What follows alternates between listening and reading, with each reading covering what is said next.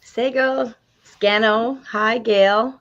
Grandma Good. Gail, nice to see you on a Nice to see Friday you, afternoon. Jody. We Yes. made it.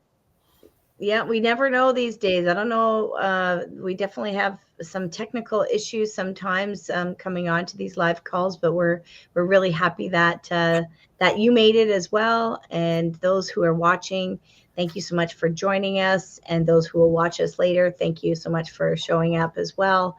This conversation we're having today is about our conference that's coming up in February 25th and 26th. Truth with Reconciliation. We called this one the another healing framework, but it's about respect, restore, and relearn.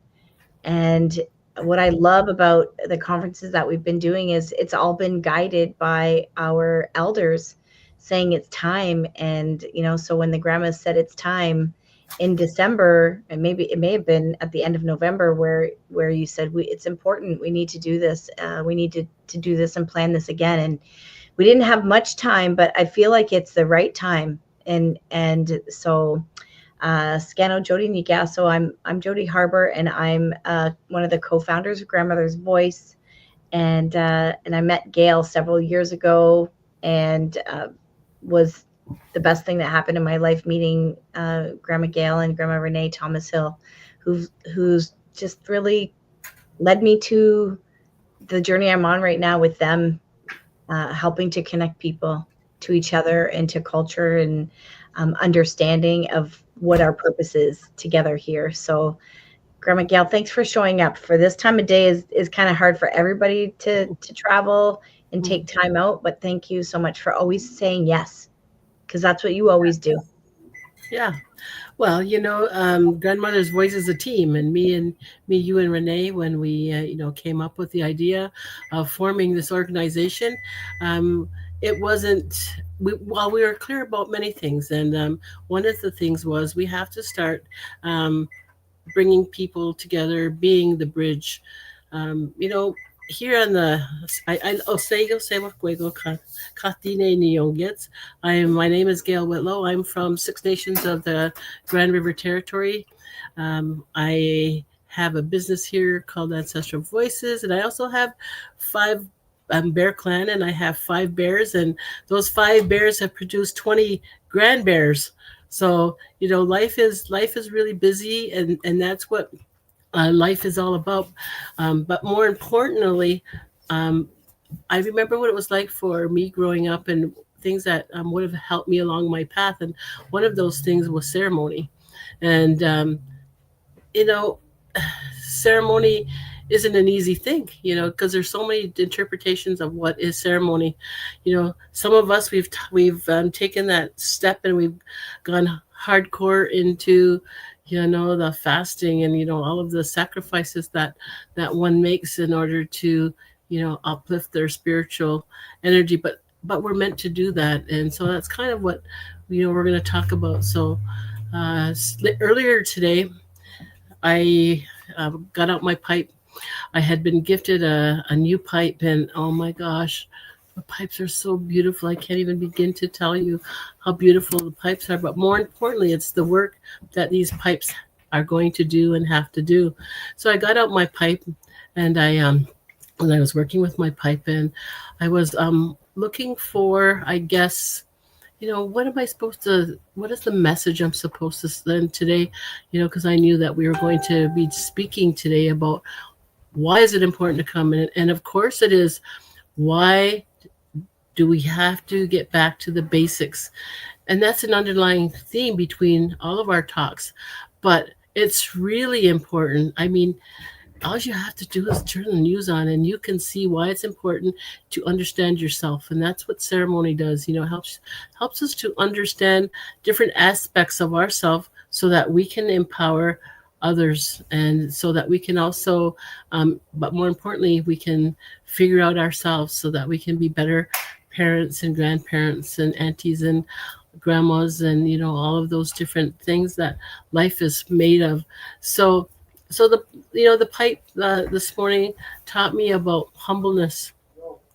It taught me about being able to allow the experiences of the past to um, be thankful of how they've influenced the future, because those struggles were real.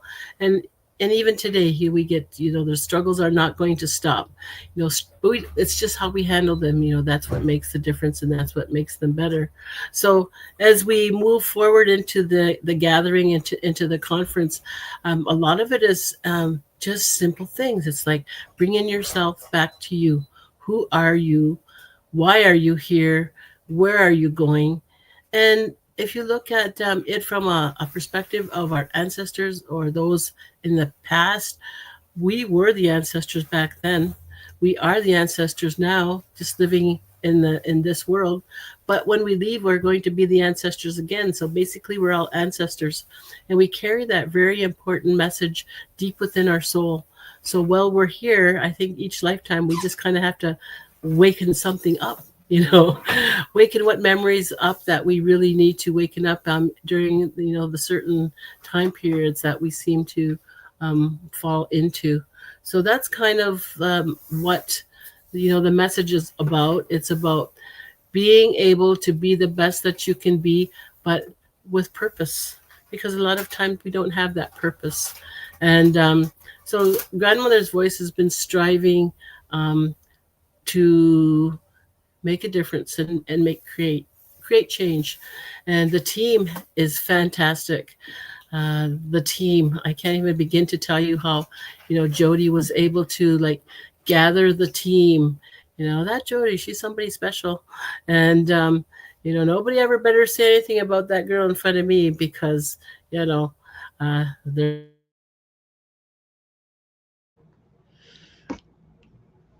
I think Gail froze. I wonder if this is the time for me to talk about myself. I think she was talking about Jody Wilson-Raybould, to be honest with you.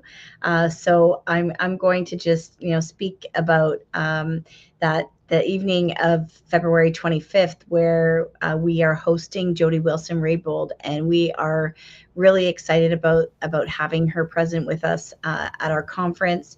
And it's the right time. The grandmothers say that there are no coincidences in our life, and this um, event that they told us that we need to do this.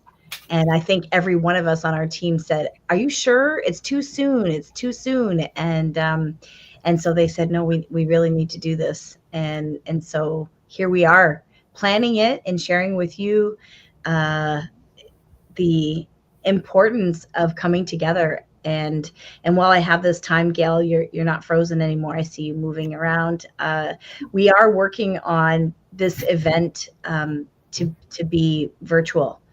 And that was something for our community that have issues with accessibility, and we are really grateful that we are able to take a look at how we can make this virtual for those who may have obstacles getting to us or live outside of the province.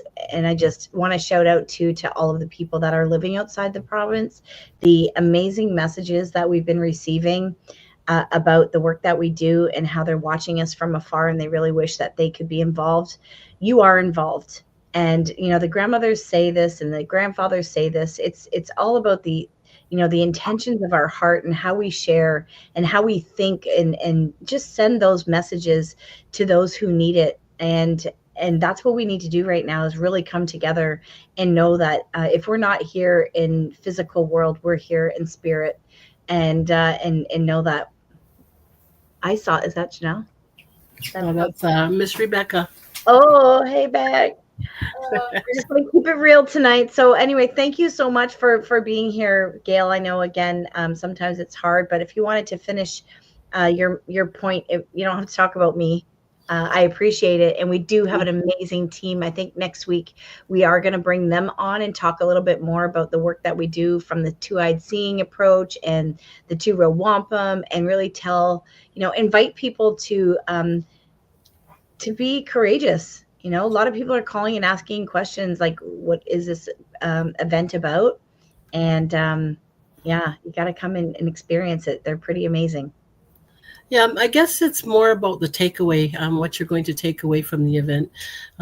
Sometimes people are left with beautiful words, that's really sounded wonderful, but, how am I going to use that to influence whatever's going on in my daily life? So, this gathering is also about giving you some tools so that you can take into your workplace or to your place of learning or wherever it is that you're going to be.